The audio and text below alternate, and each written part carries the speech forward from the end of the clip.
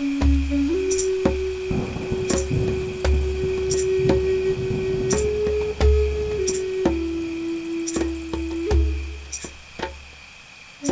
afternoon, my friends, and good day to you.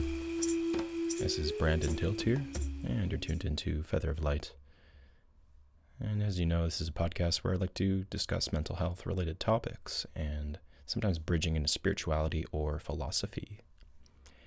So today, I'd like to jump into a pretty great topic. Of course, I'm biased because this is something I've studied for the last couple of years and apply quite extensively in my own life. And this is the topic of internal family systems, but I'm going to more connect it to healing shame. And I'm not going to tell you how to heal shame. It's going to be very specific to you. That really depends on the type of shame, and I'm also no expert. That being said, I feel like I've picked up a thing or two from my own healing journey and what I've been learning about internal family systems from doing the IFS Circle program. It's like I think it's a 6 or 7 or 8 month program where there's webinars with Q&As, there's lots and lots of video content where we're learning directly from IFS teachers, and I've learned a lot from Rick Schwartz and content that he's created to teach practitioners about using IFS ethically. So I'm diving back in, and I'm also going to apply some of my direct personal experience of healing my own shame. And then, of course, referencing this new book of mine, which I love so far, Internal Family Systems, Therapy for Shame and Guilt, written by Martha Sweezy. And it also has a foreword by Richard Schwartz, which I probably will more so reference just the little pieces at the beginning. I haven't really dove into the book yet, but trust me, I'm going to, and when I do, probably going to have a lot to say. So first and foremost, I would like to share something about something I learned when I was working with a client. And it was when I was not really teaching, but I was regurgitating Gabor Mate's definition of trauma.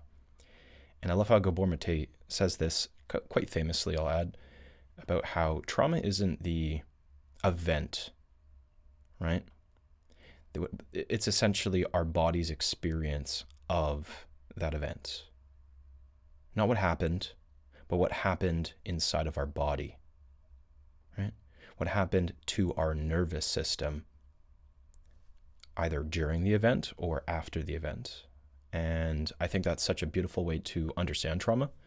I don't feel like that is the all-encompassing definition, but I feel like it does help for working with clients, just kind of give a nice, succinct definition that people can relate to and start to understand, especially if the person whom I'm working with engages with the body and understands the intelligence of the body experientially.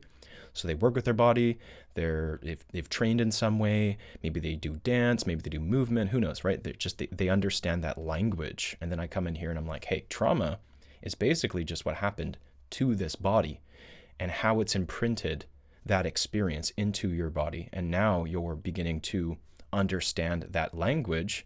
You can understand more about what has essentially been translated, what it's been translated into, I suppose, kind of this implicit encoding in the body and how that's been translated and reinterpreted in the modern day.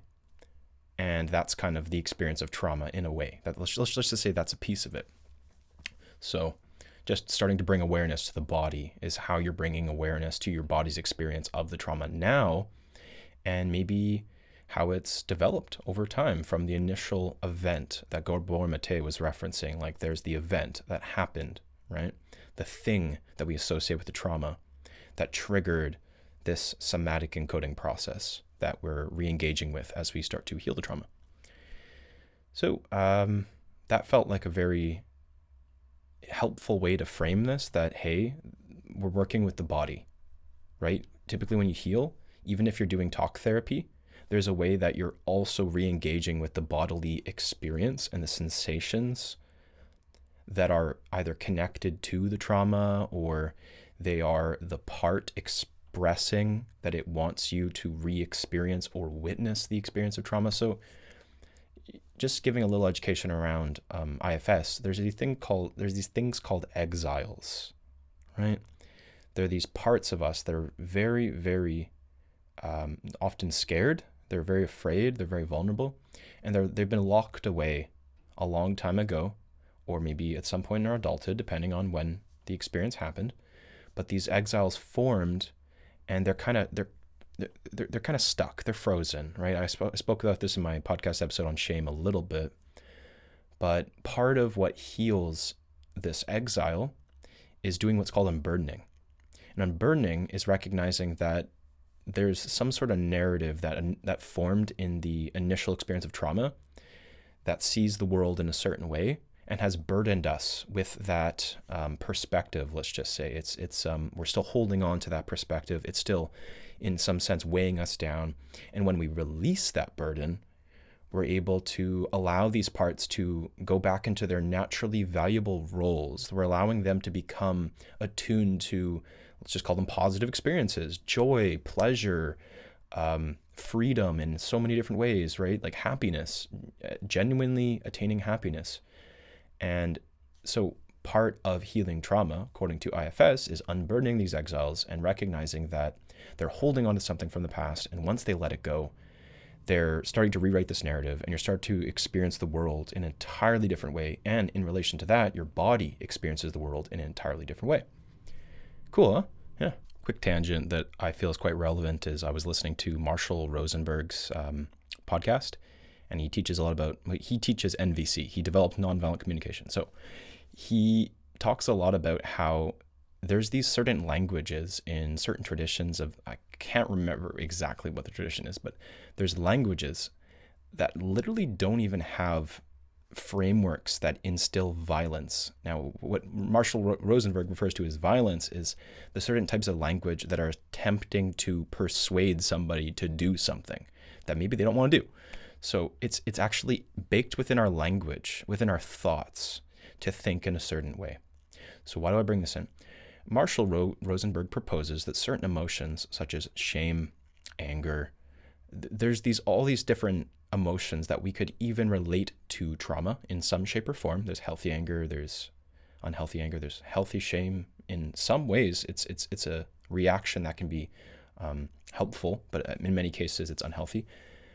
But when we're seeing things through the lens of an emotion that's linked to trauma, it's more of a reaction, of course. That will in turn shape how we think, and that will in turn shape how we speak, the language that we use. And the language that we use actually goes on to create this kind of extension of us, right? The culture around us is perpetuating like a bubble all the different words we use, all the different tonalities and expressions of that language. Those can be actually an extension of that trauma.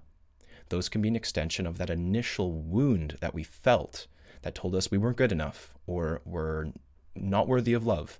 And that starts to become what Marshall Rosenberg refers to as a kind of violent language. It's a language that we're fighting for our needs. We're fighting for what we on a deeper level know we deserve but didn't get.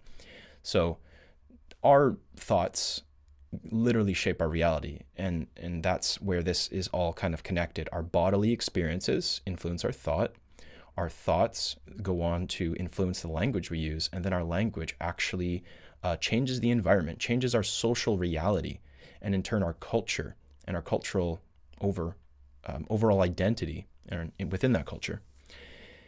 And it's crazy because you start to notice these things, and you realize how much you don't have conscious influence over it. This is where the part stuff comes into play. When you shift the dynamic that you have, the relationship that you have with your parts, the language that you use to turn towards the parts, the energy that you introduce to them, it literally starts to shift your internal reality, which in turn shifts your external reality.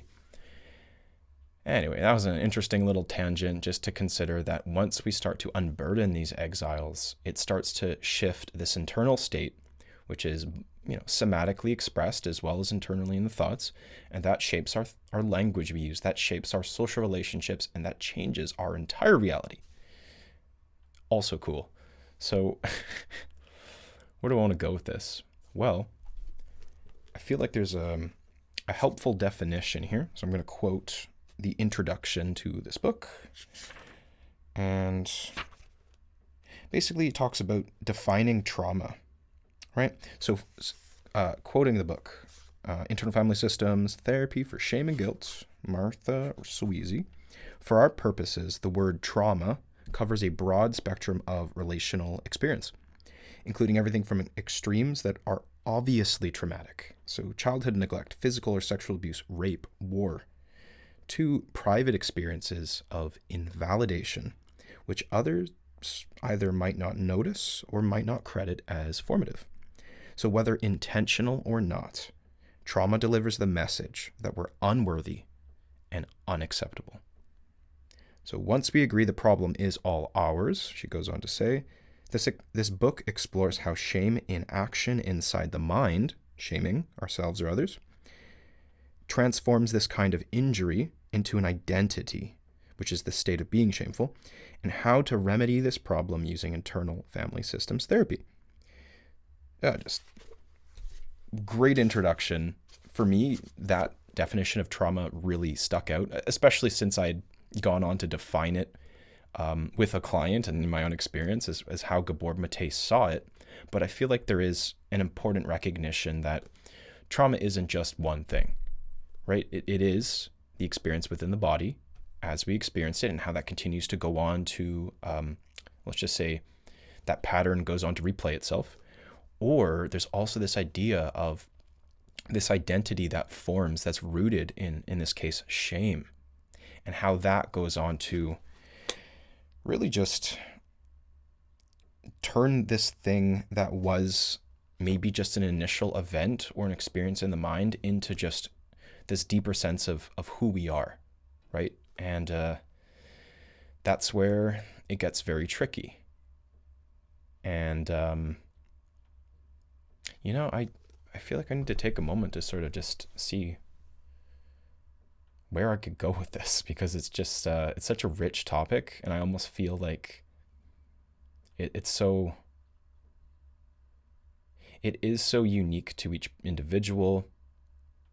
I have my personal experiences to shame, and I want to bridge this perspective I've shared, which is incomplete, of course, but just kind of acknowledge that this is a topic that many people maybe have experienced, but it's not necessarily something you'd put to words. It's not necessarily that you define it in the way that they define it. And maybe this is something you're hearing for the first time and it might be a bit abstract. So I just want to give this a minute to simmer, to really allow that to land. We've talked about how trauma is this thing, and it exists within the body in certain ways. It's just the memory, the echo of a certain event, and how we do have this ability to work with it and understand it and change it. However, there is also this sense of it's so deeply rooted within our understanding of who we are. And just to get to that point of recognition, sometimes it can be so freaking challenging to even just get to that recognition that it requires something like a plant medicine trip, like, drinking ayahuasca or doing a lot of mushrooms, or years and years and years of therapy, or whatever. Something needs to kind of shift on I'd say a grander level, on a bigger scale, for you to really sit with and acknowledge and recognize that you've been holding on to this thing and seeing yourself in a way that just isn't who you are. It's existential, right? By nature, this is an existential thing. When you start to really question the nature of who you are, who humans are, what's the normal experience, how much is our society rooted in shame, and how can you even begin to discern that? It starts to become a very large social, philosophical problem that I just want to acknowledge.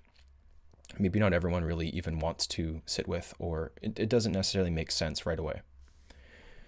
I'm only starting to work on shame now in my healing journey at age 30, when I started doing, I would say, a tremendous amount of inner work when I was about 22, right? I started layering in practices and quitting addictions and stuff when I was in my 20s, early 20s. But then once I was about 22, 23, I really started to take it seriously. And it's been 7 years in the making. And I'm finally getting to the point of where I even acknowledge that there is this thing called shame that I've held on to for a very long time. And there's parts that I can work with, and there's somatic releases, and there's, plant medicine ceremonies sometimes that are helpful in getting deeper into that experience and then starting to see it differently.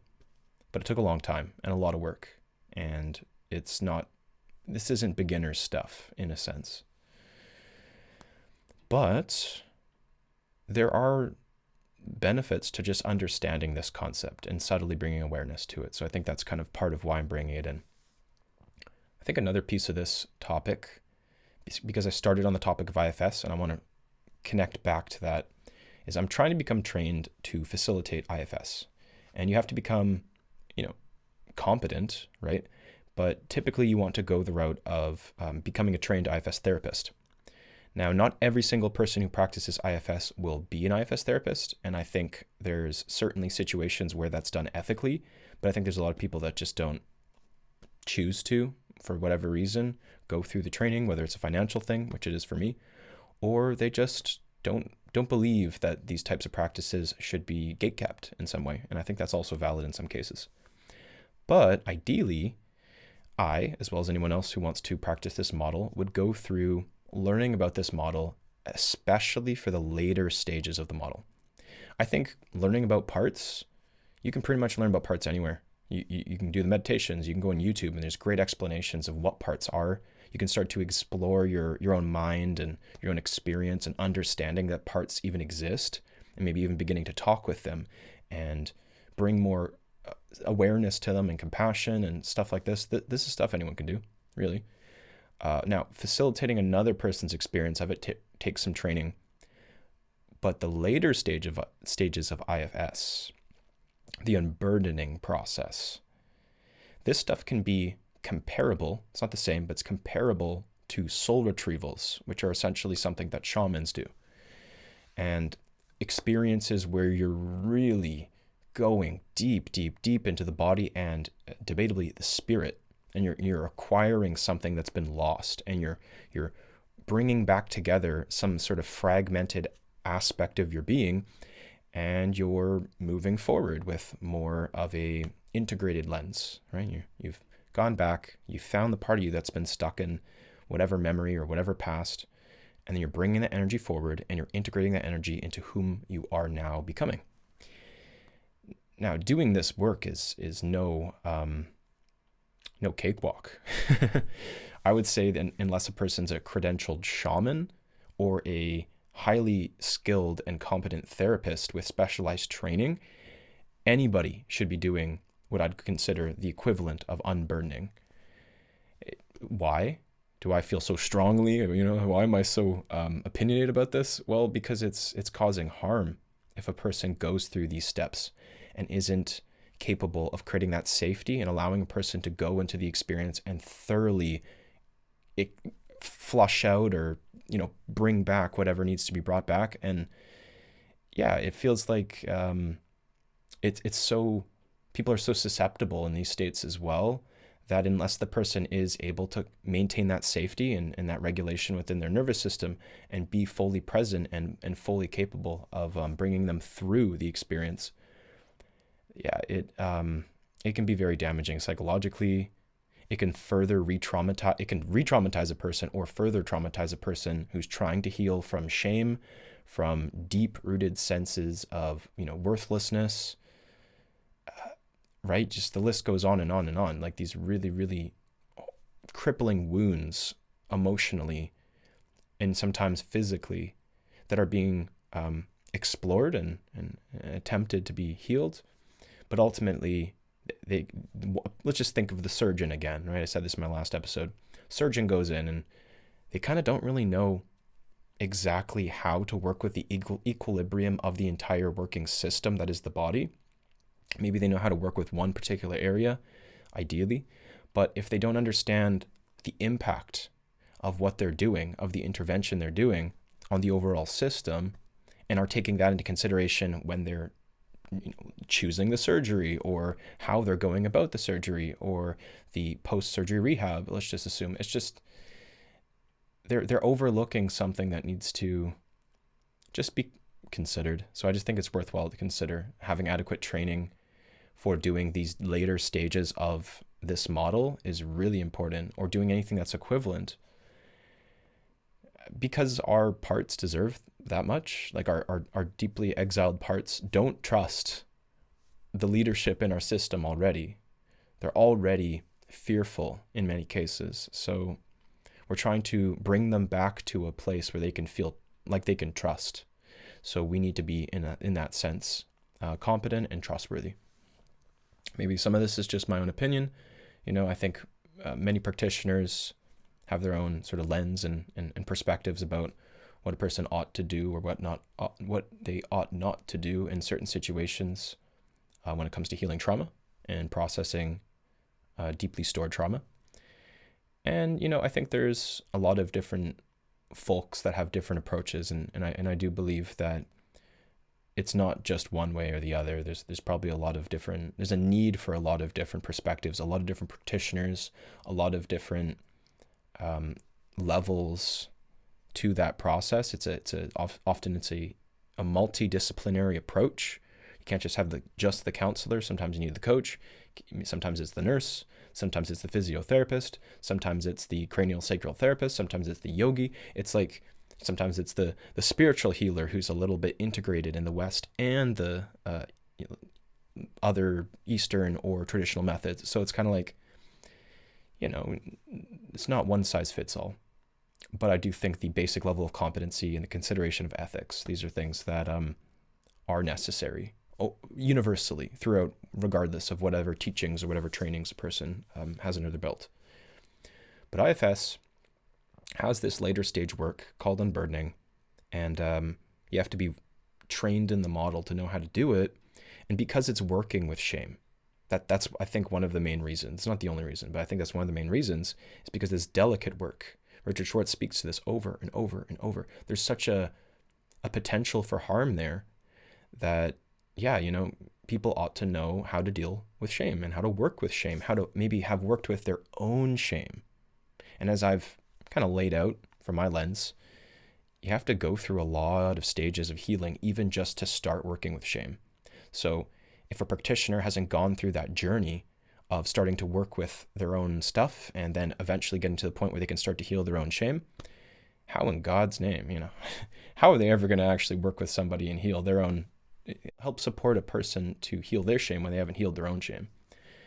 And, that's just a component of what you go through when you do these trainings, right? You start to bring awareness to your own shame, your own stuff gets triggered, and then you're able to be held in that space. And ideally, go seek some sort of additional support in healing that shame or whatever comes up. So, last piece I want to share around this topic, just talking about, where there's a need for competency and there's a need for, let's just say, personal experience around working with one's shame to be able to hold space for another person's shame, is this idea of patience and what that looks like in a therapeutic container. Because in the IFS model, they talk a lot about how you need to be really capable of noticing when a part is coming in with an agenda. When a part is coming in with the agenda to fix or maybe to heal this person or their parts, or even if you're siding with one of their parts, in a way there's a polarization that's happening in the person and you're taking the side of one of the parts, you're no longer in what's called self-energy. And you could even just say that the therapist isn't really giving the client the spaciousness to really be witnessed in all aspects of that polarization. So they're further, conditioning one of these protector parts to do its job and feel like it's more justified in its role, versus allowing there to be a softening and a stronger relationship being built between the client and their own self-energy, their own capacity to hold that energy, so that they can work with the exile, and then you can gradually move towards healing the shame.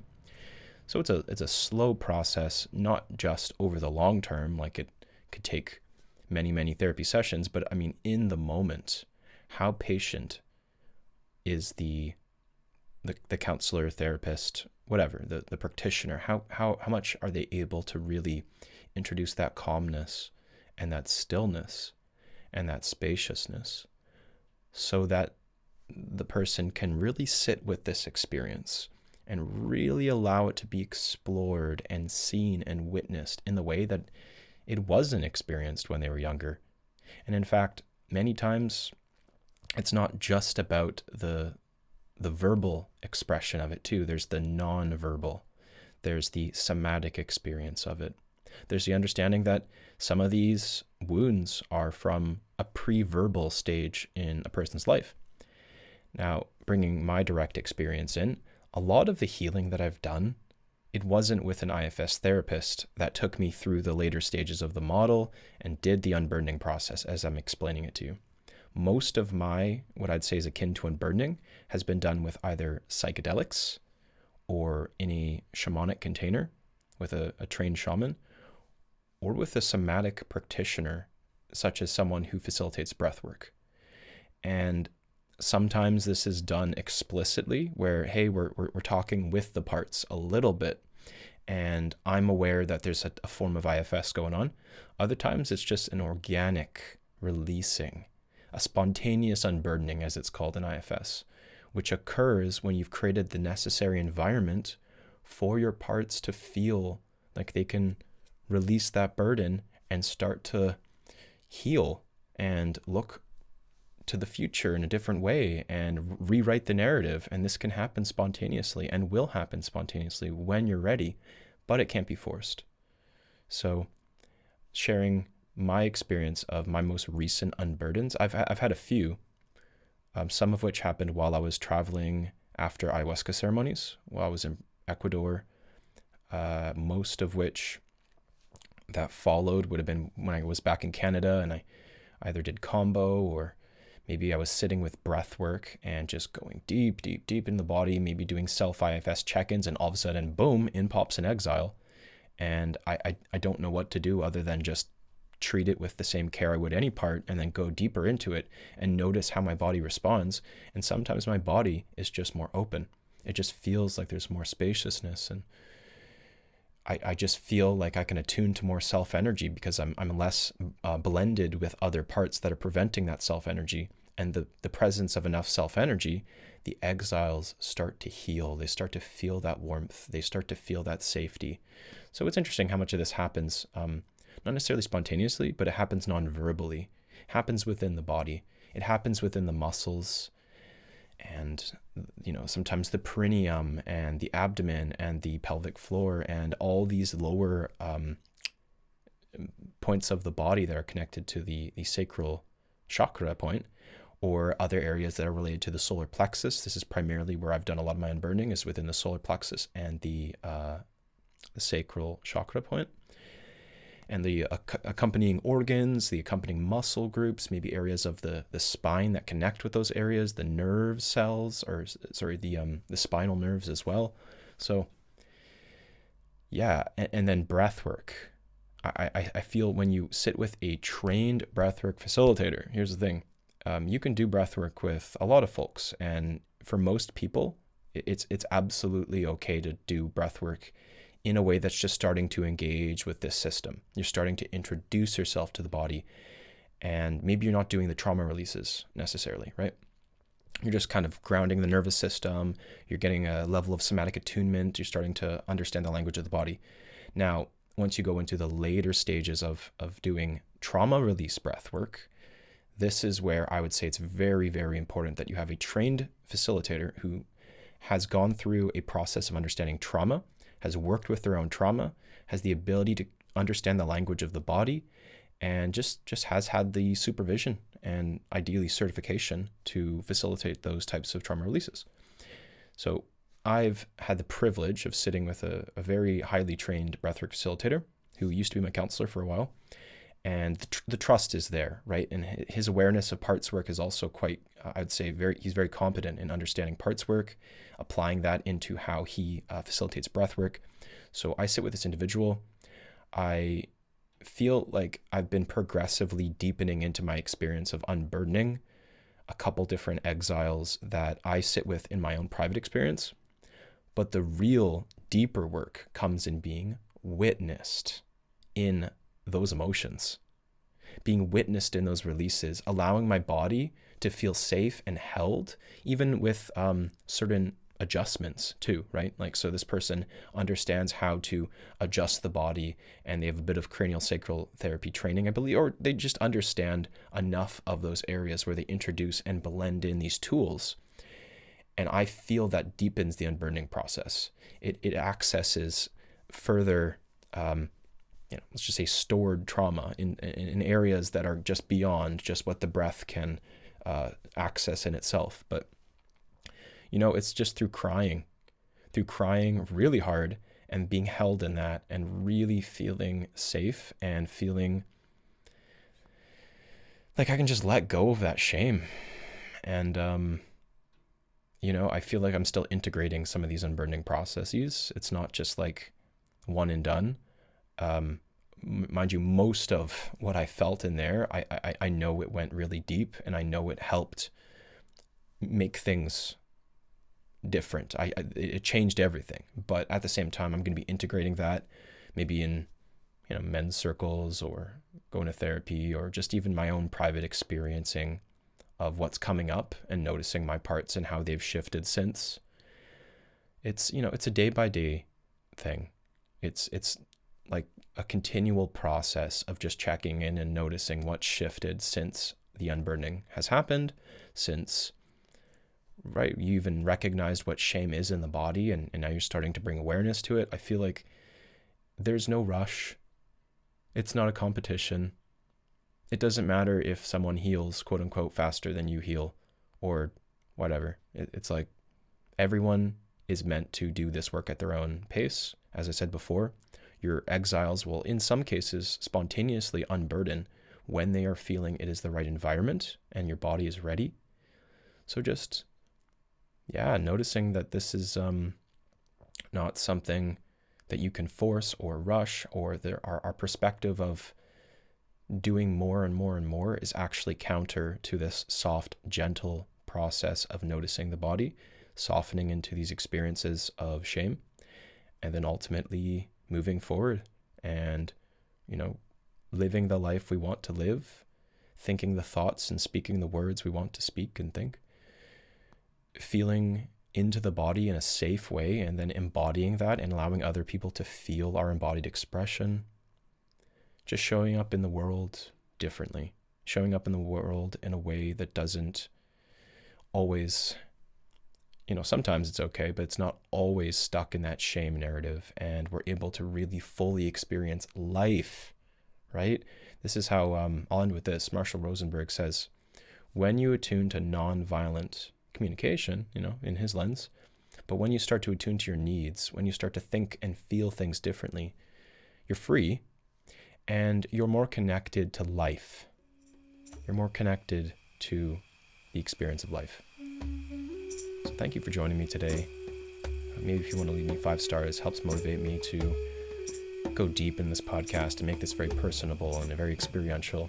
And if you want to leave a comment, I would appreciate any feedback. And otherwise, have a great rest of your day, afternoon, or evening. Take care for now. Bye. I need more guests. So if you feel like you'd be a good guest, reach out.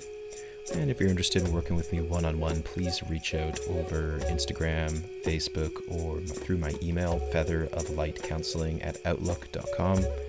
I have available slots for counseling. Additionally, I have parts workshops that I'm running each week. So Saturdays at 10 a.m. we'll be meeting this week and each week following, where we can bring in discussions around parts. You can share about things that you're noticing about your parts, and I will offer some education around working with your parts. So thank you so much. Have a great rest of your afternoon. Take care. Bye.